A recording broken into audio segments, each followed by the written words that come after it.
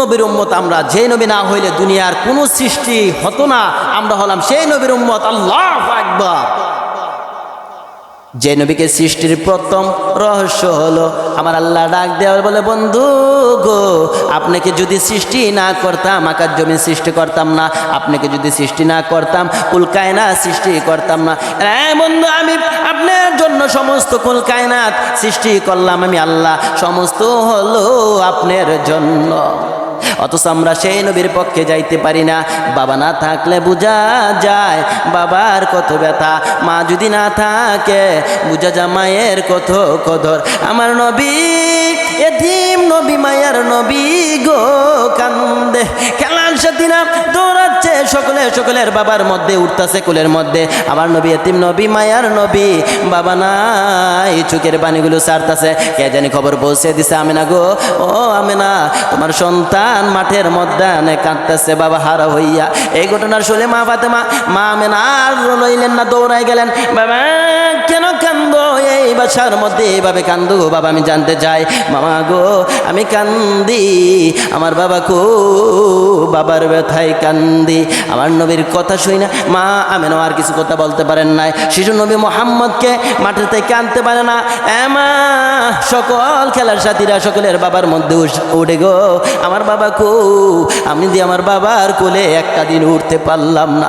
আমেনা নিজেও কান্দে, চলো বাবা, তোমার বাবার কাছে নেওয়া হবে। চোখের পানি সারে এতিম নবী, বাবা বাবা গো, বাবার ব্যথা যেন সইতে পারে না, দৌড়ায় নিয়ে আসলেন খাজা আব্দুল মুত্তালিবের কাছে।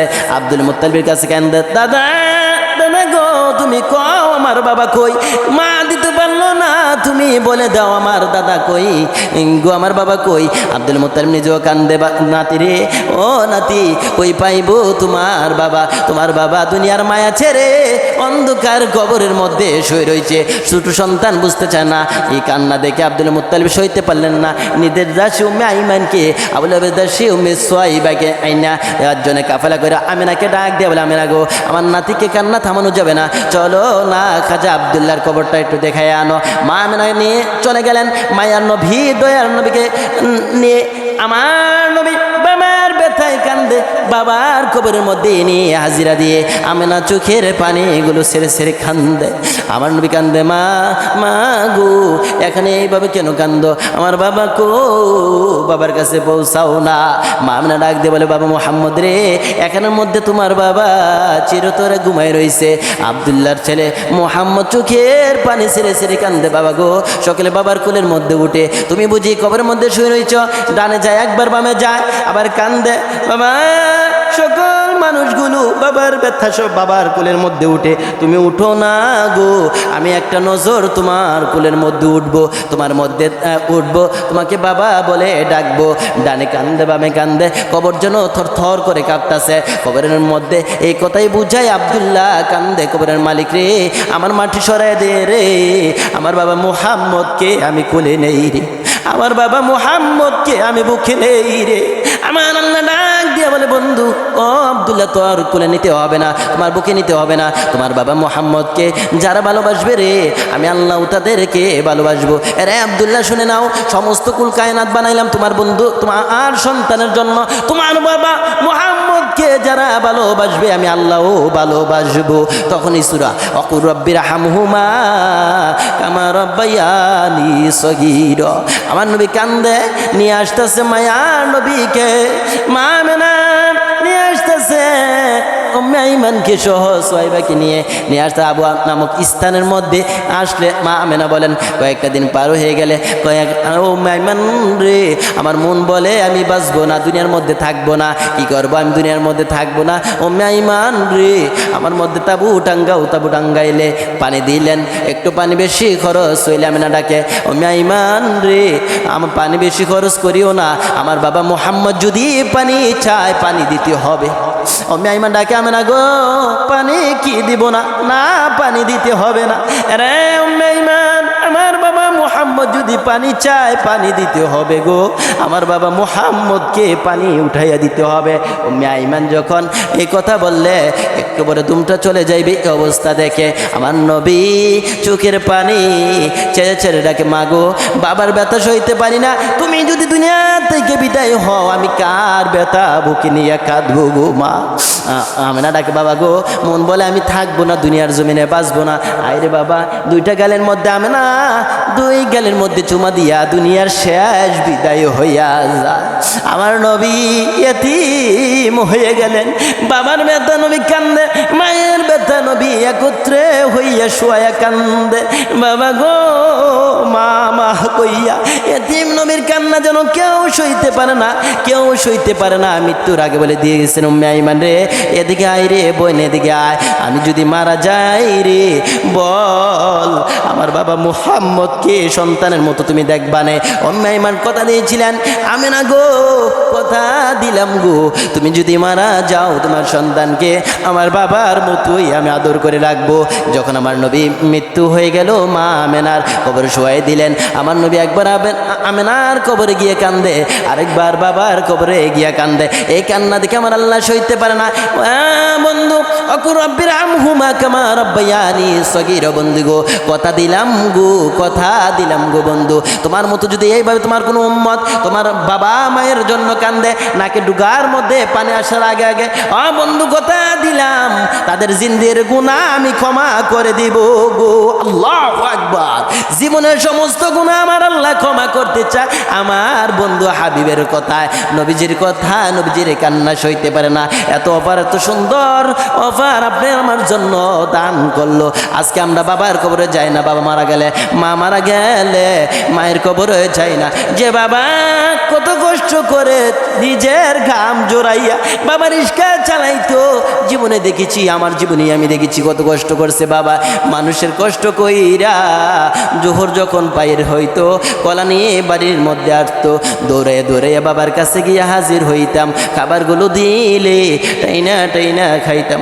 আমার মা কত কষ্ট করেছে জীবনে, কোনোদিন ভালো বিছানায় শুই নাই।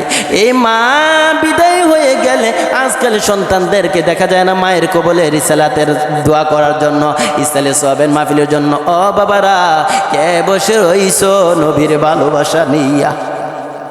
আমার নবীকে নিয়ে আসলেন আব্দুল মুত্তালিবের কাছে। আব্দুল মুত্তালিব বিদায় হয়ে যাইবে, আমার নবী এতিমের পরে এতিম, আমার নবী কে থাকবে গো নবীর পাশে? আব্দুল মুত্তালিব বিদায় হয়ে যাইবে, ডাক দিতেছেন সন্তানদেরকে, ও সন্তানরা আমার এতিম নাতি রে কে আদর করবি রে, বুকে নিবি আইনে। আসলেন আব্বাস, না তোরও দেওয়া যাবে না। আসলেন আবু জাহেল, তারও দেওয়া যাবে না। আসলেন আবুল আহাব, তারও এতিম নাতিরে দেওয়া যাবে না। অথচ আমার নবী যে কার কোলে থাকতে পারবে এটাও সিলেক্ট হয়ে গেছে। সবার শেষে আসলেন আবু তালিব, চোখের পানি এগুলো ছেড়ে দিলেন। বাবা সবাইকেই তো বিদায় করে দিলেন, আমাকেও কি বিদায় করে দিবেন? আপনার নাতি আপনি কি কবরেই নিয়ে যাইবেন? একটা চোখের পানি ছেড়ে দিয়েছেন, টলমল করে যেন ছেড়ে দিয়ে, আরে আবু তালিব আমি জানি আমার এতিম নাতির কদর তুই সারা কেউ বুঝবে না, আয় নে এতিম নাতি। বুকের মধ্যে জড়াই দিলেন। আব্দুল মুত্তালিব বিদায় হয়ে গেলেন। আবু তালিব কিতাব লেখে, আবু তালিব নিজে কষ্ট করে গো, আমার নবীরে কষ্ট দেয় না। নিজে দুনিয়া একবেলা নাও খায়, আমার নবীর খাবার কম দেয় না। আল্লাহু আকবার। নিজে যদি একক্ত খাবার না খায় আমার নবীর কষ্ট সইতে পারে না। শেষ বয়সে আবু তালিব কিতাব সাক্ষী দেয় ব্যবসার উদ্দেশ্যে রওনা হবে। ও যুবকেরা, নবীর আদর্শ তোমরা কেন মানো না? বিদায় হয়ে যাইবেন, ব্যবসার উদ্দেশ্যে রওনা হয়ে গেলেন আবু তালিব।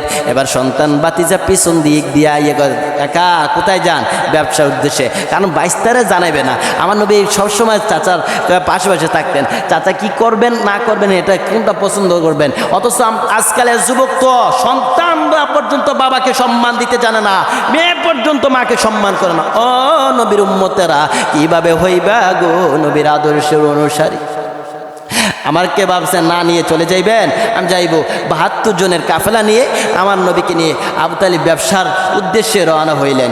অথচ আর ওই দিক দিয়া এক নামের পাদ্রী কিতাব সাক্ষী 72 জনের কাফেলা হইয়া এই গাছ দিয়ে এই জায়গা দিয়া তারা কাফেলা হয়ে আসবে। প্রতিদিন পাদ্রী মানুষকে খাবার খাওয়ায় আর কিতাব দেখে এই খাওয়া হান্নান তার খাওয়া কোথায় থেকে আসছে? এই দেশ ইয়ামিন থেকে, এই দেশ সিয়া দেশ থেকে, মুক্কা থেকে কতজন 100 জন আর কতজন 80 জন, এইভাবে খাওয়াইতে খাওয়াইতে পাদ্রী শেষ হয়ে যাচ্ছে জমি আখির নবীর সাক্ষাতের জন্য পাচ্ছে না।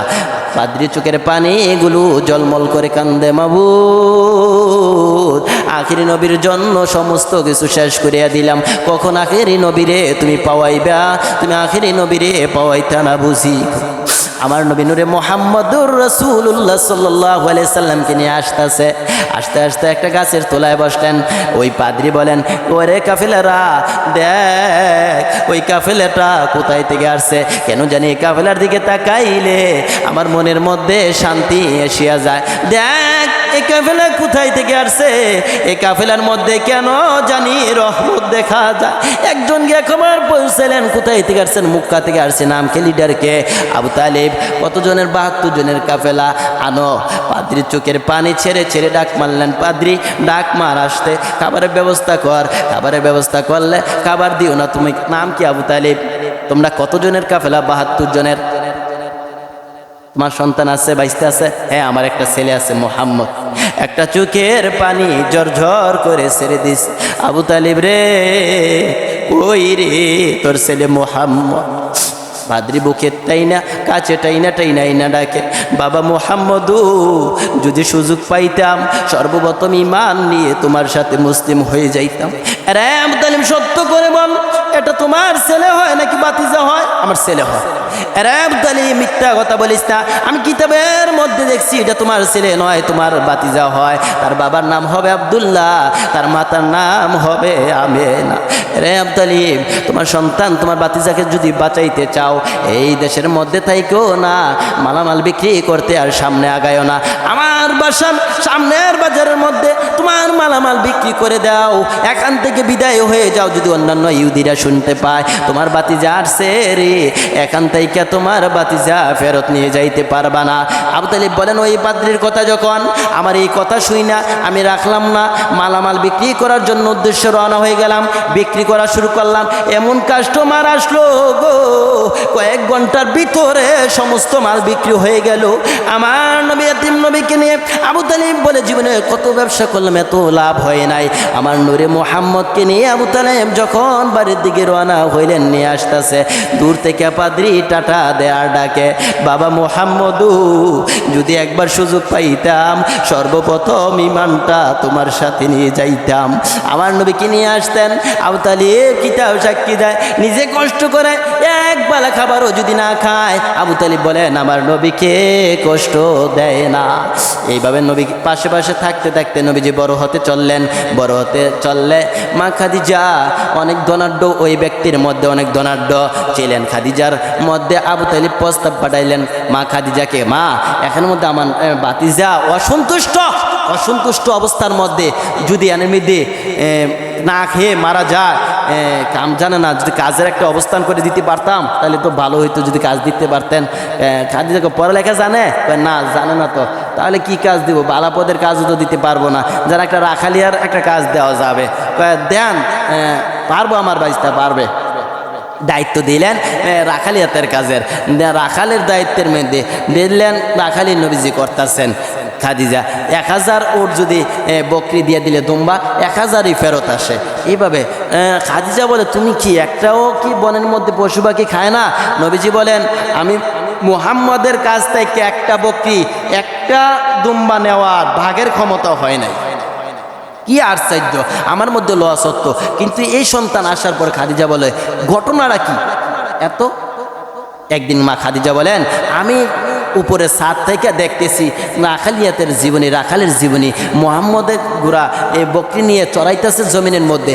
ভাগ বা লোকগুলো দূর থেকে তাকালো, ইচ্ছে সামনে আসার শক্তি পায় না, সেলর জানাইতেছে। হঠাৎ করে আবার আমি তাকায় দেখি নিচ থেকে যেন মুহাম্মদের উপরের মধ্যে বরফের ছায়া দিতেছে। মোহাম্মদ সুন্দর করে বসে রয়েছে, ঘুমাচ্ছে, আবার নিয়ে আসতেছে। কয় এটা তো খুব আশ্চর্য বিষয়। খাদিজা বলেন হঠাৎ করে আবার দেখি কিছুদিন পর সাপ, সাপ তো মানুষকে আঘাত করে, অথচ এই সন্তানকে দেখে আমার খাদিজা বলেন সাপ পর্যন্ত সবর ধরে তাকে এই রৌদ্র থেকে রেহাই দিতেছে। কি আশ্চর্য ব্যাপার, একটাও খায় না। এই সন্তানকে তো আমার আঘাততে হবে, তাকে আমার কাছে রাখতে হবে। এভাবে খাদিজা ব্যবসার মধ্যে, না তুমি ব্যবসা করো, ব্যবসার মধ্যেও দেখা যাচ্ছে উন্নতি হচ্ছে। এই যুবকদেরা কিরে মোহাম্মদের এতিমের সন্তান, অথচ যেটাই করে খাদিজা এটার মধ্যে উন্নতি আসে, কিন্তু রাখালিয়ার জীবনও উন্নতি হয় না। উন্নতি দেখে খাদিজা বলেন আমি আর সইতে পারি না। আবার মোহাম্মদকে দেখলে মনে হয় মায়া মায়া লাগে, আর থাকতে পারতেছে না যেন। আর ওদিক দিয়ে মা খাদিজা স্বামী নাই, বিবাহ আসতেছে, টলমল যুবকী 40 বছরের বয়স। তুই হঠাৎ করে মোহাম্মদকে ডাক দিয়ে বলে মোহাম্মদ আমি তোমার কাছে একটা প্রশ্ন রাখতাম, যদি তুমি অনুমতি দিতা। হ্যাঁ বলেন, কি বলবেন? তোমার আমার পছন্দ হয়েছে বিবাহের জন্য, তুমি যদি রাজি হইতা, এটা যদি কেউ না বলতো, তুমি রাজি হইলে তুই মোহাম্মদ তোমার গার্ডিয়ানকে, আমার গার্ডিয়ান তো হলো আবু তালিব চাচা, তোমার চাচাকে বললো, গিয়া খবর পৌঁছাইলেন। ঠিক আছে, চাচার কাছে খবর পৌঁছাইলেন, চাচা খাদিজা প্রস্তাব দিয়েছে বিবাহের জন্য। আবু তালিব প্রথমত বলেন আমার এতিম এই বাইস্তারে বিধবা মহিলার সাথে দিতে তো আমি পারি না। কিন্তু দ্বিতীয়বার কান্দেন, আমি আবু তালিব দুনিয়ার জমিনে থাকবো কি জানি না, আমি দুনিয়ার মায়ায় কতদিন থাকবো জানি না। যদি খাদিজা রাখতে চায়, খাদিজা তো আমার সন্তানকে বুকে রাখতে পারবে। রাজি হয়ে গেলেন, প্রস্তাব গ্রহণ করলেন। মা খাদিজার কাছে গিয়ে প্রস্তাব গ্রহণ হলো, বিবাহ করতে রাজি হইলেন। এবার অন্যান্য মক্কাবাসীর ধনাঢ্য ফ্যামিলিরা দৌড়ে, আত্মীয় স্বজন খাদিজা দৌড়ে এসে বলেন এরে খাদিজা, মক্কার মধ্যে ধনাঢ্যর মধ্যে একজন, টাকার অভাব নাই, পয়সার অভাব নাই, এতিম আব্দুল্লাহর ছেলে মোহাম্মদ নাই, কিছু বাড়ি নাই, এত টাকা পয়সা নাই, তুমি কেমনে রাজি হইলা তার কাছে বিবাহ দেওয়া যাবে না বিবাহ তোমাকে? খাদিজাতুল কুবরা বলেন রাদিয়াল্লাহু তাআলা আনহা, রে আমার আত্মীয়রা, কইর মুখার ধনাঢ্য ফ্যামিলিরা, আমি ধনাঢ্য চাই না, পয়সা চাই না, মুহাম্মদের মধ্যে এমন কিছু আমি পেয়েছি রে, আমি কিছু চাই না রে, আমি কিছু চাই না। সম্পদের জন্য যদি বিবাহ না হয় রে ও মুখার ধনাঢ্যরা, ও আত্মীয়রা, আমি খাদিজার সকল সম্পত্তি মুহাম্মদের যুবকের পায়ের নিচের মধ্যে ঢেলে দিলাম। মুহাম্মদের পরে রে আমি খাদিজাকে বিবাহ পড়ায় দাও। বিবাহ পড়ায় দিলেন মা খাদিজাতুল কুবরা রাদিয়াল্লাহু তাআলা আনহাকে। বিবাহ হয়ে গেলেন, সকল সামঞ্জস্য মালামাল মুহাম্মদের হয়ে গেলেন। আমার নবী এতিম মুহাম্মদ নিজে কষ্ট করে খাদিজাকে কষ্ট দেয় না। মুসিবতের মধ্যে নবীজি দিনের দাওয়াত পৌঁছে দেওয়ার সুযোগ হয়েছে। যেদিন সুযোগটা হয়েছে খাদিজাই ইমান দায়িত্ব কবুল করেছে। সুবহানাল্লাহ। ইসলাম গ্রহণ করার পর মা খাদিজাকে ডাক দিয়ে বলে খাদিজা আমি ইসলামের দাওয়াত দিব রে। খাদিজা বলেন এতিম মুহাম্মদ স্বামী আমার যখন ইসলামের দাওয়াত গ্রহণ করে ফেলেছিলেন, গণের পথের মধ্যে ইসলামের পথে দিতাম, সকালবেলা যদি সাজায় দিতাম গো, বিকালবেলা তাকাইয়া দেখতাম নূরে মুহাম্মদ যেন লাল পোশাক পরি হতো, চোখের পানিগুলো সেরে সেরে আসতো। মা খাদিজা বলেন স্বামী আমার, ও হাবিব আর দিনের দাওয়াত দিতে হবে না।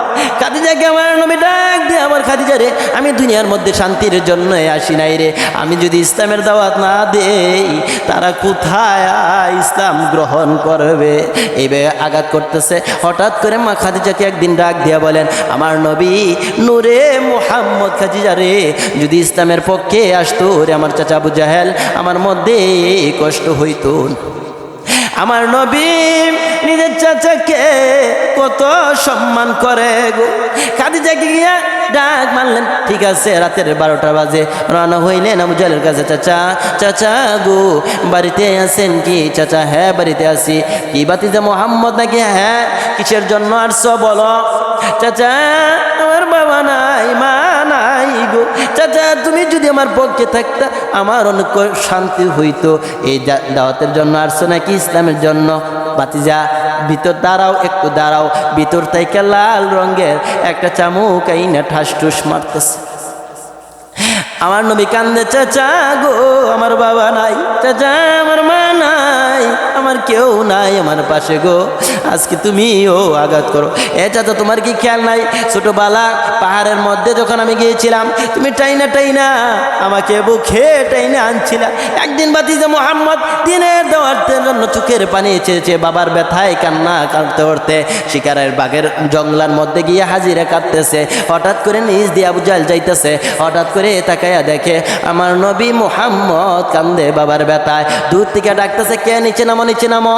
সামনে গিয়ে দেখে ভাতিজা মোহাম্মদ। ভাতিজা কেন কেন তোমার এই বিপদ, কেন কেন কান্দো, তোমার বাবা তো এখানের মধ্যে নাই, আসো এখানে বাঘের ভয় তোমাকে খেয়ে ফেলবে। গুড়ার মধ্যে উঠাইলেন পিছনে, আবু জাহেল দৌড়ে আসতেছে।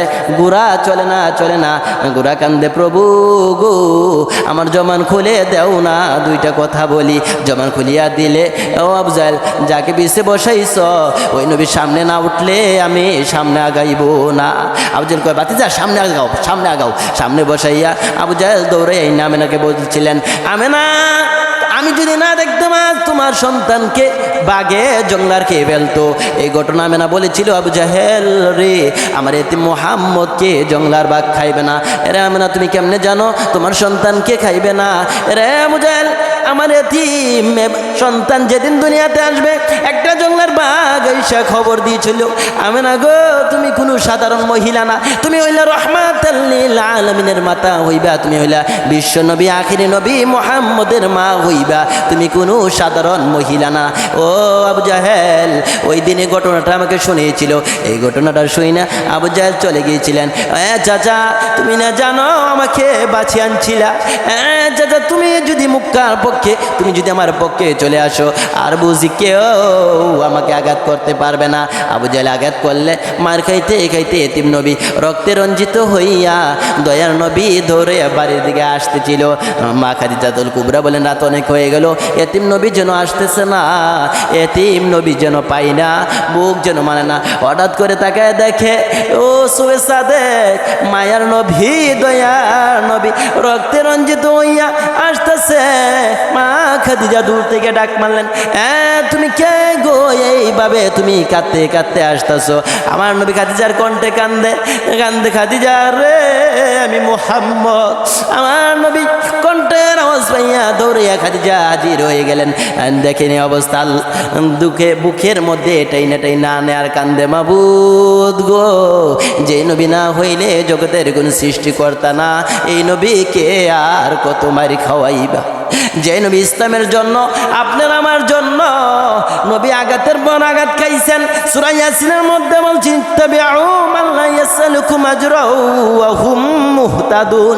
এরা দনিরা ও আলেম জালেমের দলেরা কত সুন্দর করে আল্লাহর নবী ইসলামের জন্য আঘাত খেয়ে গিয়েছেন, অথচ আজকের আলেমরা পেট পুজির পূজারি হয়ে গেছে। দিনের বার্তার নামে করে জালিয়াতি, দিনের সঠিক বার্তা তারা পৌঁছাইতে চায় না, শুধু জালিয়াতির পক্ষে চলতে রাজি। যদি আমাদের মধ্যে এই দোষটুকু না থাকতো তাহলে আমরা বিশ্ব বাজারে মার খাইতাম না। অথচ আমার নবী মায়ার নবী দয়ার নবী কত কষ্ট করছে ইসলামের জন্য। ইন্নাদ্দীনা ইনদাল্লাহিল ইসলাম। মা খাদিজাতুল কুবরা বলেন, আমি মায়ার নবী দয়ার নবীকে সাজায় দিলে খানায় কাবার পাশ আমার নবী এতিম মায়ার নবী ইসলামের দাওয়াত বন্ধুর কাছ থেকে নামাজের দাওয়াত আনলেন। আমার গুনাহগার এতিম উম্মত কিভাবে পক্ষে আসবে দিনের পথে, দিনের পথের কিভাবে দিশারি হবে আমার গুনাহগার এতিম উম্মত? এই ব্যথায় যেন আমার নবী 24টা ঘন্টাই কাঁদতেন, উম্মতি উম্মতি জলে। উতবা সাইবা বলেন মুহাম্মদকে কোনো রকম পারা যায় না, মরা উঠের উজুরি বাসুরি চাপায় দিলে, মা খাদিজাতুল কুবরা বলেন চাপায় দিলে, মা ফাতেমাতু জোহরা দৌড়ায় গিয়া হাজির, দেখে এদিকে ওদিকে এতিম মুহাম্মদকে পায় না। মা খাদিজা খবর পৌঁছে দিলেন এতিম মুহাম্মদকে পাওয়া যায় না, পিছেরা নিয়ে আসার জন্য তাকায় দেখে উতবা সাইবা দূর থেকে হাসতেছে। মা ফাতেমাতু জোহরা চোখের পানি ছেড়ে ছেড়ে কান্দে, রে উতবা রে সাইবা বল আমার এতিম বাবার খোঁজ পাইছনি? উদ্বা ডাকে মেয়ে মানুষ মা ফাতেমা ছোটো মানুষ না বলে কি হবে ডেকে বলে দাও সত্য কথা বলে দিলেন রে মা ফাতেমা তোমার বাবারা দেখছি ওই জমিনের মধ্যে খানা একেবারে উত্তর পাশে মোরা উটের উজরি বাসুরি নিচে পড়ে কাটতেছে শেষ দেয় পরে গিয়ে সেটা টাইনা উঠাইলেন আর কান্দে মাবুদ গো যেই নবী না হইলে কুল কায়নাত হইতো না এই নবীরে আর কত কান্দাইবা এই জায়গা থেকে আমার নবীকে নিয়ে আসলে হঠাৎ করে মা খাদিজাতুল কুবরা রাদিয়াল্লাহু তাআলা আনহু কান্দেন ও দনিরা খাদিজা কান্দে খবর পৌঁছে দিলেন মা ফাতেমাতুজ জোহরা বাবা আজ দেখলাম সকাল থেকে আমার মা কান্দে গো কান্দে এই ঘটনা শুনে মা ফাতেমার কথা শুনে আমার নবী সইতে পারলেন না তোমার মা কেন কান্দে দৌড়ে আয়েশা ডাকে মা খাদিজাকে খাদিজা রে তুমি কেন কান্দো এই স্বামী আমি কান্দি বড় ব্যথা কি ব্যথা স্বামী আমি খাদিজা কান্দি কবরের ভয় রে মা বোনেরা বলো তোমরা কবরে যাইবা কিনা আজকে তো মার্কেট নিয়ে ব্যস্ত মহিলারা আজকে খারাপ কাজে লিপ্ত মহিলারা অথচ রাসূলের আদর্শ মহিলারা মানতে রাজি হয় না কি ব্যথায় কান্দ ওই কান্দি আমি বড় ব্যথা আমার কবরের মধ্যে কে যাইবে মুনকির নাকির যদি আসে সোয়ালের জবাব না দিতে পারবো কিনা এই ব্যথা নবী গো আমার 3টা জবাব যদি আপনি রাখেন তাহলে কান্না থেমে যাইবে মা নবীজি বলেন বলো খাদিজা কি ব্যথা বলো ইয়া রাসূলুল্লাহ আমি কে মরার পর যে কবরটা শুইব ওই কবরটাতে আপনি আগে শুয়ে আসবেন আচ্ছা ঠিক আছে লাগবো যদি আমি মরার পর ইয়া রাসূলুল্লাহ আপনি জামা দিয়ে আমাকে দাফন করবেন ঠিক আছে খাদিজা ইয়া রাসূলুল্লাহ 3বার মাতা নবী গো মুনকিরের নাকিরের সোয়ালের জবাবের ভয় আমার খাদিজার অনেক লাগে এটা আপনি যদি দিয়ে আসেন তাহলে আমার কান্না থামবে আমার নবী বললেন ঠিক আছে খাদিজা আমি তোমার কথা রাখলাম মা খাদিজাতুল কুবরা যখন ইন্তেকাল করলেন হঠাৎ আমার নবী কবরে গিয়ে কবর আগে শুইলেন নবীর জুব্বা দিয়া মা খাদিজাকে দাফন করাইলেন এবার সাহাবীরা জানাজা পড়ে কবরের মধ্যে শুয়াইয়া চলে যাইতে আমার নবী বলেন সাহাবীরা রে তোমরা সবাই চলো বিদায় হও আমার কথা ছিল রে খাদিজার সাথে রে আমি রাসূল জবাব দিব অনেকক্ষণ হয়ে গেল মা খাদিজা জবাব আসতেছে না কিছু মুনকির নাকির আসে না অনেকক্ষণ হয়ে গেল আমার আল্লাহ জিবরাইলের মাধ্যমে বস্তা পাঠা জিবরাইল আমার বন্ধুকে গিয়া বলে দাও আমার বন্ধু যেন এখান থেকে বিদায় হয়ে যায় রে খাদিজা যখন আমার বন্ধুকে বলে দাও যেদিন খাদিজা মৃত্যুর যন্ত্রণা নিয়ে ভয়ে যেদিন কেঁদেছিল ওই দিন আমি আল্লাহ খাদিজার পক্ষ থেকে জবাব মুনকির নাকিরে দিয়েছি রে মা বোনেরা তোমাদের ভয়ে যদি মা খাদিজাতুল কুবরা যদি পৃথিবীর শাসক হইয়াও নবীর স্ত্রী হইয়াও যদি মৃত্যুর কথা পাঞ্জা লড়তে পারো বলো বাংলার মুসলিম মহিলারা গো তোমাদের মুনকির নকিরের ভয় কি তোমাদের ঢুকে না আর স্বামীর অন্যায় কইরো না আর স্বামীর বেদবি কইরো না স্বামীর বেদবি নিয়া আল্লাহর জান্নাতে ঢুকতে পারবা না অথচ আজকের মহিলাদেরকে তো দেখা যায় রাসূলের আদর্শ মানে না রাসূলের আদর্শে আদর্শিত হয় না যদি আজকে মানতে পারতো স্বামীর কদর দিতে পারতো তাহলে আমাদের দ্বারা এই কষ্ট এই সমস্যা সম্মুখীন হতো না অথচ আমার নবী মহিলাদেরকে সম্মান কত দিয়েছেন মহিলাদের পক্ষে কত গিয়েছিলেন আমার নবী মহিলাদের কত সম্মান রে দিয়েছেন মহিলাদের কত ইজ্জত আমার নবী দিয়েছেন কিভাবে বুঝাইব গো কিভাবে বুঝাইব তোমাদেরকে আমার নবী মা ফাতেমাকে ডাক দিয়ে বলেছেন ফাতেমা রে স্বামীর বেদবি কইরো না হঠাৎ করে একদিন ডাক মারলেন স্বামী গো আমার মা মৃত মা খাদিজার জামাটা দিয়ে আমার বিবাহ হয়েছে একটা জামাই নেন হযরত আলী রাদিয়াল্লাহু তাআলা আনহু যুদ্ধের ময়দানে যাইতেছিলেন মনটা খারাপ এই মন খারাপ দেখে হাসান আর হুসাইন দৌড়াইয়া গিয়া খবর পৌঁছে দিচ্ছেন নানা গো আমাদের বাড়ির ঘটনা শুনুনি কয় কি আমার বাবা আলী আমার মা চাইছিলেন একটা জামা আমার বাবা আলী মনটা খারাপ করে যুদ্ধের ময়দানে গেছে এই পর্যন্ত এই ঘটনা শুনে আমার নবী 3 দিন পর্যন্ত মা ফাতেমার ঘরের মধ্যে প্রবেশ করে নাই এরে মা বোনেরা এই শিক্ষার কারণ হলো তোমাদের 3 দিন পর্যন্ত ঢুকে নাই মা ফাতেমা নিজে ঘরের মধ্যে আসলেন বাবা গো 3টা দিন বেলা একবার না গেলে মন শান্তি হইতো না আজ 3টা দিন আসলেন না কেন আমার নবী কান্দে ফাতেমারে 3টা দিন আসি না এই কারণে আমার আলীর কাছে নতুন জামাত চাই আলীকে কষ্ট দিয়েছ এই কষ্ট নিয়ে যদি আমার আলী যদি যুদ্ধের ময়দানে শহীদ হয়ে যায় আমি রাসূল তোমার জানাজায় শরীক হইব না হঠাৎ করে আমার আলী আসতেছে যুদ্ধের ময়দান থেকে, দূর থেকে গোড়ার থেকে সোয়াল করে নামে আসতেছে। মা ফাতেমা দেখলেন দূর থেকে দৌড়ে আইসা আলীর গুড়াটা বাঁধলেন, স্বামীকে সামনে পাখার মধ্যে বসাইয়া পাগুলো ধোয়াই দিলেন, আর পায়ের মধ্যে পরে কান্দে, স্বামী বলো গো ক্ষমা করছো নি? আলী কান্দে, বিবি গো তোমার প্রতি তো আমি কোনো নারাজ নাই, কষ্ট নাই, আমি আমার নিজের প্রতি তো নারাজ কেন? আমি একটা জামা দিতে পারলাম না, এটা জন্য আমি কষ্ট। মা ফাতেমা ডাকে, স্বামী গো নতুন জামা নিয়ে কষ্ট দিয়েছি, এই পর্যন্ত 3 দিন আল্লাহর কসম করে বলি গো আমার স্বামী আমার নবী আসে নাই। আমার নবীর আদর্শ কত সুন্দর, আমার নবী তোমাকে আমাকে শিক্ষার জন্য এই আদর্শ দেখাইছে। এরা মা বোনেরা, মা ফাতেমাকে যদি না বলতেন তারপরও পারতেন, তারপরও কি শিক্ষা নবী দিল গো তোমাদেরকে সঠিক পথের দিশারি করতে। অথচ আমরা আজকাল নবীর আদর্শে মানতে রাজি না, আর নবীর পক্ষে যাইতে পারি না। এই কারণেই তো বিশ্ব মুসলমান আজকে লড়ে রঞ্জিত হয়ে মরছে বিশ্ববাজারের মধ্যে মুসলিম। যদি আজকে মা বোনেরা পারতো রাসূলের আদর্শ সঠিক পন্থা ঢুকতো, তাদের মধ্যে এই বেজ্জতি, এই খারাপ চিন্তাগুলি তাদের মধ্যে আসতো না। আল্লাহ রাব্বুল আলামিন প্রত্যেকটা মুসলিমকে সঠিক পথের দিশারি, মা বোনদেরকে, আউলিয়া আওলাদদেরকে সঠিক পথের দিশারি করুক, আল্লাহ কবুল করুক। সকলে বলুন আমিন। আসসালামু আলাইকুম।